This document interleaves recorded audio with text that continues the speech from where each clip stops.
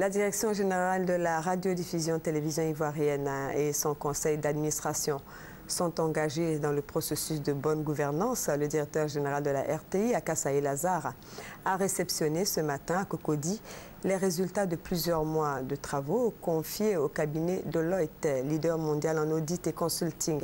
Il s'est agi pour ce cabinet d'élaborer un manuel de procédure pour la RTI. Les détails avec Francis Boifo.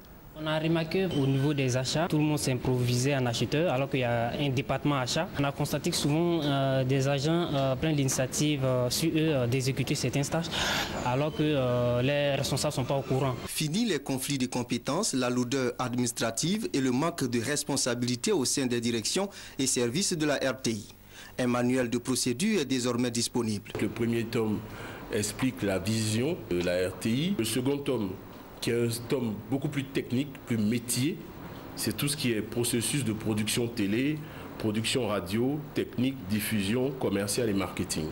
Tous les techniciens qui sont dans cette maison, il faut qu'ils sachent comment fonctionner pour arriver à faire une production, pour arriver à planifier une émission.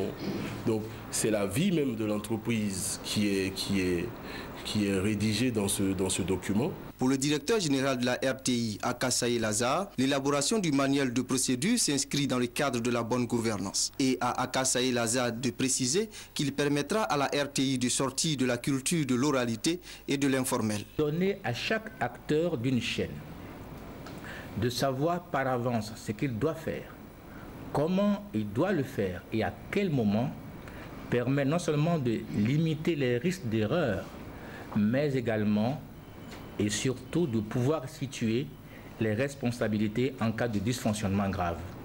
Cela afin d'y remédier. J'ajoute que cet outil va accroître la lisibilité des managers que nous sommes concernant les différentes procédures. La confection du manuel de procédure pour le compte de la RTI, une grande première dans l'histoire de l'entreprise depuis sa création en 1963. Le directeur général Akasaye Lazare s'est engagé à sensibiliser les agents à s'approprier le contenu et à l'appliquer avec diligence et rigueur.